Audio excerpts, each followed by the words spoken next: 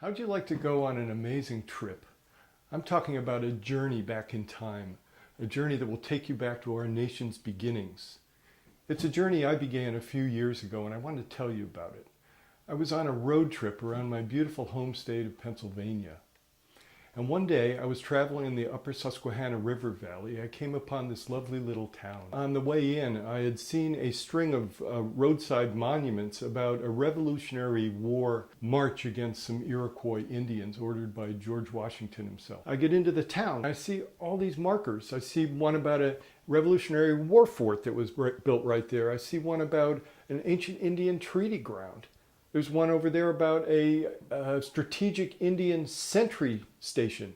There's one about an Indian woman who remarkably had led a village of men and women back in time at that place. It was called Teaoga by the Indians.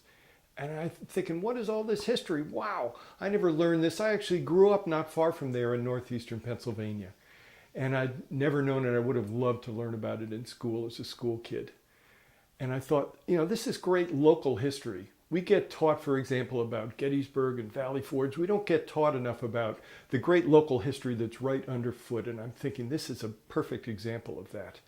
So I decided to learn a little more. I went and visited the History Museum in town. It's in this building. And I set off and talked to a lot of historians. I read a bunch of books, and now I'm proud to bring you Visions of Teaoga. It's my new historical novel. It's set back in that place. It's now Athens, PA. At the treaty ground back in 1790. And you're with the woman who led that village. She's known as Queen Esther. And you're with her as she witnesses those treaty talks. You're with her as she counsels a circle of Indian women on the side about ways that they might survive through that treacherous time. It really is a story of changes happening across the eastern woodlands back in the 1700s. Now, Queen Esther was a remarkable larger-than-life figure. She was a peace woman for much of her life who reached out and worked with the whites.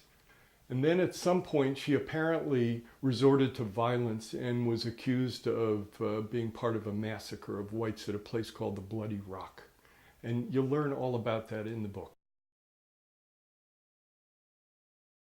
Also, to help bring the story to life for young readers, I've created a modern set of characters in Visions of Teaoga. You'll find Maddy, a young girl who's visiting Athens, much as I did, and she's a curious kid. She meets some cool boys who lead her around town. They know this history. They show it to her. She plunges in, and the history reaches out to her. And some really awesome things happen, you'll see.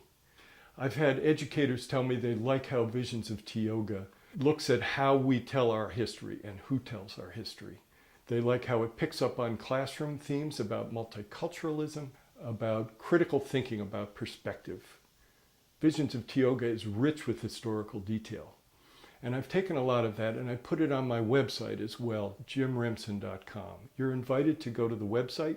There you'll find old documents, you'll find maps, you'll find historical letters. Here's a letter that George Washington himself wrote to his negotiator at those treaty talks. Also on my website, you'll find discussion questions for classroom use, or if you're in a book club.